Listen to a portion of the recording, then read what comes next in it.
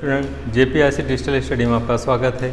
आज 12th history के संदर्भ में आपका जो टॉपिक है अशोक का धम्म। अशोक का धम्म क्या था, धम्म के विषय में हम विस्तृत चर्चा करेंगे।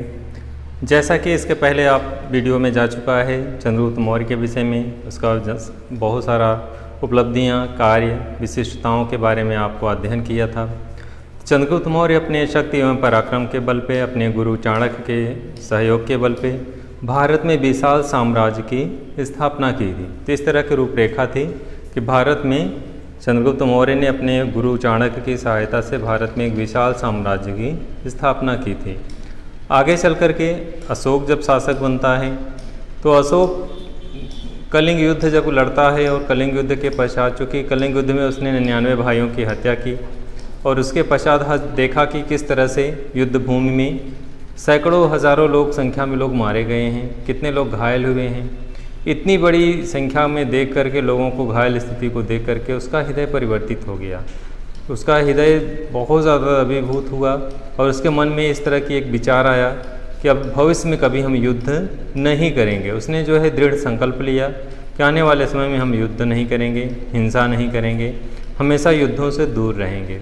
तो ऐसी स्थितियों में जब उसका विशाल साम्राज्य, बहुत ज़्यादा विस्तृत साम्राज्य था और विशाल साम्राज्य की सुरक्षा भी आवश्यक थी, तो ऐसे स्थिति में उसने युद्ध न करके उसके स्थान पे धम्म घोष का जय घोष किया। धम्म घोष का मतलब है युद्ध के स्थान पे धम्म की नीतियों को अपने राजनीतिक जीवन में अपनाने के लिए संकल्प लिया।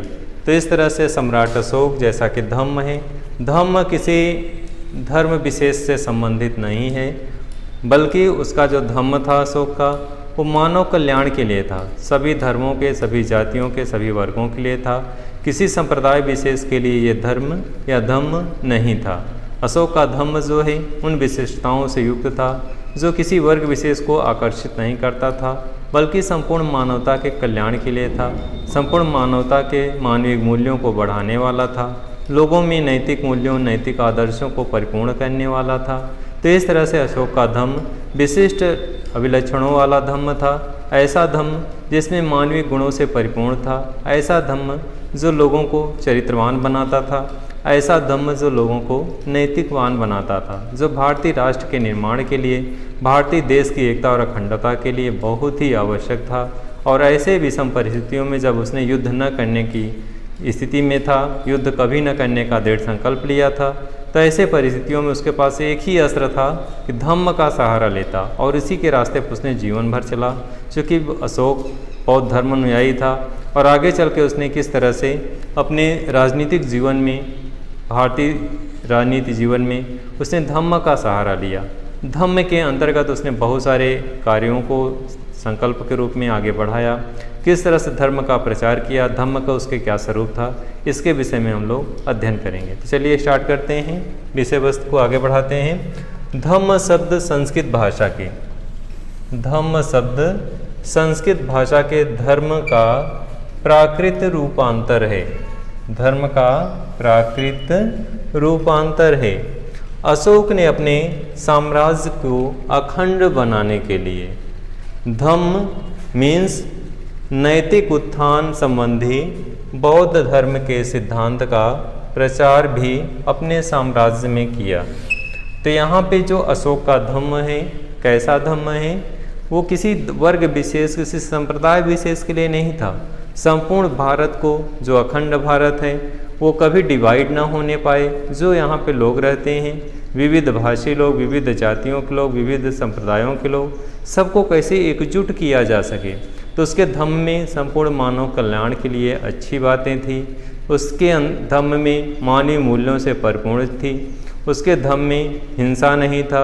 उसके धम्म में अहिंसा को बढ़ावा देने वाला विशेषताओं से युक्त धम्म था। लोगों में भाईचारा बढ़े, लोगों में नैतिकता का ज्वलंत स्थिति निर्माण हो, लोगों में चरित्रता का निर्माण हो, लोग चरित्रवान बने, लोगों में देशभक्ति की भावना का विकास हो, लोग अपने देश के प्रति समर्पण की भावना रखें, लोगों में भाईचारा और विश्व बंधुत्व की भावना का विकास हो। तो ऐसे भाव को आगे रख करके, ऐसे दृढ़ संकल्प को आगे रख करके उसने अपने धम्म का आगे विकास किया। तो इस तरह से उसका धम्म जो था किसी संप्रदाय विशेष के लिए नहीं था। डियर स्टूडेंट, इस चीज़ को ध्यान रखेंगे कि अशोक का जो धम्म मीन्स धर्म था वो किसी वर्ग विशेष के लिए, किसी संप्रदाय विशेष के लिए नहीं था, बल्कि सभी लोगों के लिए था। वो अपनी प्रजा को पुत्रवत मानता था और अपने प्रजा के कल्याण के लिए, अपने प्रजा को चरित्रवान बनाने के लिए उसने अपने धम्म का सहारा लिया।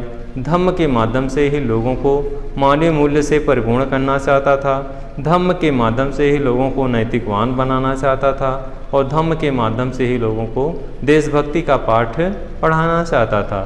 तो इस तरह से मानवीय मूल्यों से भरा हुआ भारतीय संस्कृति को, सभ्यता को अपने धम्म में पिरोए हुए एक ऐसी विशेषताओं से युक्त धम्म को जनता को उस रास्ते पर आगे ले जाना चाहता था। तो इसी धम्म के बल पर वो भारतीय इतिहास में अपना एक अद्वितीय स्थान रखता है। अपने धम्म के बल पर अखंड भारत को लोगों को एकता के सूत्र में बांध सका। तो उसका धम्म किसी वर्ग विशेष के लिए नहीं था, बल्कि सभी मानव के कल्याण के लिए था, सभी भारतवासियों के लिए था। केवल भारतवासियों के लिए ही नहीं था, उसका धम्म विदेशों में उसके धर्म की अच्छी बातें फैली। उसके जो शिष्यता ग्रहण किए उसके धम्म का, दूसरे देशों के लोग भी आके इसे ग्रहण किए। तो इस रूप में ऐसे कहा जा सकता है कि अशोक का धम्म विश्वव्यापी था, सार्वभौमिक था, सभी मानव कल्याण से जुड़ा हुआ था। इसी क्रम को आगे बढ़ाते हैं।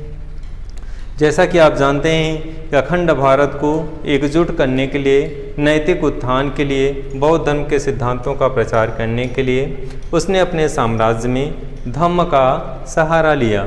आगे है, अशोक के धम्म का सिद्धांत बहुत ही साधारण एवं सार्वभौमिक है। अब यहाँ पे सार्वभौमिक आया है, यानी जैसे कुछ धर्म होता है तो कुछ जाति वर्ग के लोग अपनाते हैं, किसी क्षेत्र विशेष के लिए वो लोग अपनाते हैं, लेकिन उसका धर्म ऐसा था जो सार्वभौमिक था, सार्वकालिक। जैसे अहिंसा न करना, तो अहिंसा न करना ऐसा कौन सा क्षेत्र होगा जहाँ पे लोगों को स्वीकार नहीं होगा।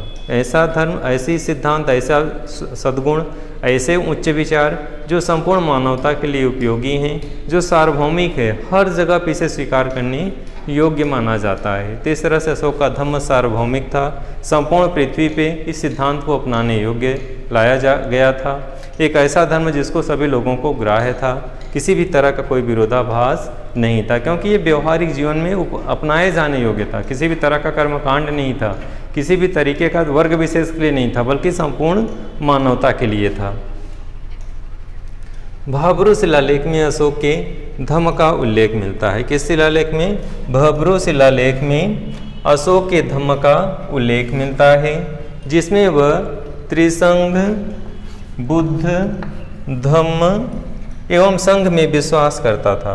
तो इस तरह से ये सारी चीज़ें क्या हैं? मानव के विकास के लिए इस संस्था के माध्यम से, इस संगठन के माध्यम से लोगों में नैतिकता का पाठ पढ़ाया जाता था, लोगों में मानवीय मूल्यों का विकास किया जाता था, लोगों में अहिंसा का संदेश दिया जाता था और महात्मा बुद्ध के सिद्धांतों को अपने लक्ष्य, अपने रास्ते को एक कह सकते हैं हथियार बना करके संपूर्ण मानवता को इस रास्ते पर ले जाना चाहता था, जिससे मानव का विकास हो सके। यह लोक नहीं, परलोक में भी मानव जब देश के प्रति समर्पित होगा, भाईचारा उसके अंदर होगा, मानवीय मूल्य होंगे, तो उसका परलोक भी अच्छा होगा। अगर यह लोक अच्छा होगा, ये गुण अपनाएगा मानव, तो अगला भी लोक अच्छा होगा। तो इस तरह से इन सद्गुणों को मानव को परिपूर्ण करना चाहता था, इन सद्गुणों से युक्त करना चाहता था लोगों को, और इन सद्गुणों से भर करके लोगों के अंदर प्रेम की भावना का संचार करना चाहता था।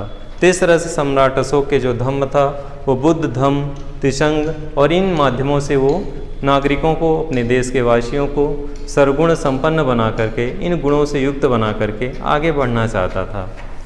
इसी क्रम में आगे बढ़ेंगे। उसने अपने 12वें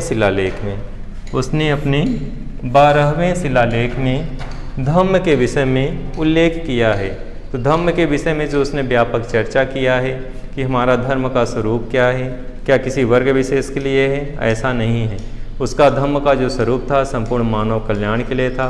पृथ्वी के किसी भी कोने में, किसी भी क्षेत्र के लोगों के द्वारा किसी भी रूप में अपनाए जाने योग्य था, सबके कल्याण से जुड़ा हुआ था, किसी वर्ग विशेष के या किसी जाति विशेष के लिए नहीं था।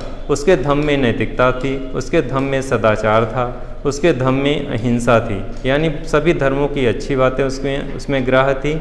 और इस तरह से अशोक का धम्म संपूर्ण मानव के कल्याण से जुड़ा हुआ था। तो अशोक के धम्म का जो उल्लेख, उसके स्वरूप का जो उल्लेख मिलता है 12वें शिलालेख में धम्म के विषय में विस्तृत चर्चा वो करता है कि धम्म का स्वरूप क्या है, कैसे अपनाना जाना चाहिए, इसका क्या महत्व है, सभी नागरिकों को, सभी देशवासियों को, यहाँ तक कि अपनी सीमाओं से परे दूसरे देशों में भी उसने धर्म का प्रचार किया और लोगों को बोला कि एक ऐसा धर्म जिसको मानव कल्याण के लिए यह सिद्धांत, यह व्यवहार दोनों में अपनाएं बहुत ही ज़रूरी है, जिससे मानव का कल्याण हो सके। तो इस तरह से अपने धर्म के विषय में उसने 12वें शिलालेख में इसका विस्तृत उल्लेख करता है। आगे बढ़ेंगे। तीसरे शिलालेख में धर्म के प्रचार के लिए उसने किसको नियुक्त किया? रज्जुकों को, प्रादेशिकों को और युक्तों को। और उसने यह आज्ञा दी कि प्रत्येक 5वें वर्ष, डियर स्टूडेंट यहाँ पे विकल्पी क्वेश्चन वेरी इंपॉर्टेंट है, कि धर्म प्रचार के लिए किसको नियुक्त किया? रज्जुकों को, प्रादेशिकों को और युक्तों को। और इसके लिए उसने क्या किया, क्या आदेश जारी किया कि प्रति 5वें वर्ष राज्यों का भ्रमण करें और जनता का धर्म उपदेश दें, जनता को धर्म की अच्छी बातें बताएं, जनता को धर्म से जोड़ें, जनता को नैतिकता से युक्त बनाएं, जनता को मानवीय मूल्यों का संदेश दें। तो इस तरह से उसने राजाज्ञा जारी किया था कि प्रत्येक ये अधिकारी 5वें वर्ष अपने राज्य का भ्रमण करें, विविध क्षेत्रों में जाकर के जनता के हित की बात करें, जनता को नैतिकता का पाठ पढ़ाएं, जनता को अहिंसा का महात्म्य बताएं कि अहिंसा एक ऐसा चीज़ अस्त्र है जो संपूर्ण मानवता के लिए बहुत ही आवश्यक है, मानव के विकास के लिए, मानव के कल्याण के लिए बहुत ही ज़रूरी है। इस तरह से इन अधिकारियों के माध्यम से सम्राट अशोक अपने धर्म का प्रचार किया और भारत में ही नहीं बल्कि दूसरे देशों में भी अपने इसी सिद्धांतों को, अपने इसी मानवीय मूल्यों को वैश्विक लेवल पे पहुंचाया, अपने इस सिद्धांत को विश्व के उन लोगों तक पहुंचाया जो इस धर्म को समझ सके, इस धर्म के महत्व को स्वीकार कर सके। इस तरह से उसने अपने इन अधिकारियों के माध्यम से अपने धर्म का प्रचार किया। आगे बढ़ेंगे। धर्म की स्थापना, धर्म के विकास एवं धर्म की देखरेख के लिए उसने धम्म महामात्र की नियुक्ति की। तो धम्म महामात्र जो सबसे बड़ा अधिकारी है, उसने इसके प्रचार के लिए, इसके विकास के लिए, इसके स्थापना के लिए, धम्म किस तरह से संवर्धित हो सके, धम्म इसका किस तरह से विकसित हो सके, दूर दूर तक देशों तक इसके धर्म का प्रचार हो सके, इसके लिए उसने धम्म महामात्र की नियुक्त की, जिससे बड़ी संख्या में दूर दूर दराज के लोग इससे जुड़ सकें, देश के ही नहीं बल्कि विदेशों के भी लोग इस धर्म को स्वीकार कर सकें, जिससे संपूर्ण मानवता का कल्याण हो सके। आगे बढ़ेंगे। उसने अपने धर्म के प्रचार के लिए सीरिया, मिस्र, ग्रीस, श्रीलंका आदि देशों में उसने अपने दूत भेजे और इन देशों में अपने धर्म का प्रचार किया। अपने धर्म के विषय में विस्तृत व्याख्या वहाँ जाके करने के लिए भेजा। दूतों के माध्यम से अपने धर्म के स्वरूप, धर्म मानव के लिए क्यों ज़रूरी है, मानव विकास के लिए धर्म कहाँ तक उपयोगी है, इन सभी बातों को राजदूतों के माध्यम से संदेश भेजा, जिससे उसके धर्म का प्रचार हुआ और वहाँ पे भी उसके अनुयायी बड़ी मात्रा में निकल करके आए। दूसरे देशों में भी उसके धर्म को स्वीकार किए, उसके धर्म की अच्छी बातों को, अच्छे सिद्धांतों को अपने जीवन में उतार सके और उस रास्ते पे आगे चल सके। तो इस तरह से उसने सम्राट अशोक ने अपने दूतों के माध्यम से जो उसका धर्म था वो उसका प्रचार और प्रसार कर सका। डियर स्टूडेंट, इस वीडियो में आपने इस तरह से अशोक का धर्म, क्या स्वरूप उसका था, क्या उसकी स्थिति थी, इसके संदर्भ में विस्तृत अध्ययन किया। बोर्ड एग्जाम में इस तरह के बहुत सारे क्वेश्चन आते हैं। धर्म का स्वरूप क्या था सम्राट अशोक के, धर्म का प्रचार का माध्यम कैसे बनाया, किन किन अधिकारियों को धर्म के प्रचार के लिए नियुक्त किया था, क्या धर्म उसका किसी वर्ग विशेष के लिए था। बहुत सारे क्वेश्चन इसी क्वेश्चन पे आते हैं, यानी 4-5 प्रकार के क्वेश्चन आते हैं, इसी एक क्वेश्चन थे। आप अगर इस कॉन्सेप्ट को आप एकदम क्लियरली एकदम समझते हैं कि इसमें क्या कॉन्सेप्ट इसका क्या है, क्या धर्म किसी वर्ग विशेष के लिए था, ऐसा नहीं था। क्या धर्म का स्वरूप केवल नैतिक पाठ पढ़ाना था, ऐसा भी नहीं था। तो इस तरह से उसको व्यवहारिक जीवन में अपनाए जाने योग्य था कि आप हिंसा से दूर रहें, अहिंसा को अपनाएं। तो इस तरह से उसके धर्म में बहुत अच्छी बातें थी जो व्यवहारिक जीवन में उपयोगी थी और इस तरह से उसने धर्म के माध्यम से लोगों को एकजुट करने का प्रयास किया। देश को एकता और अखंडता बनाए रखने के लिए उसने धर्म का सहारा लिया और इसमें वह सफल भी रहा। डियर स्टूडेंट, विषय वस्तु को यहीं समाप्त करते हैं। फिर से नए वीडियो के साथ मिलेंगे। धन्यवाद।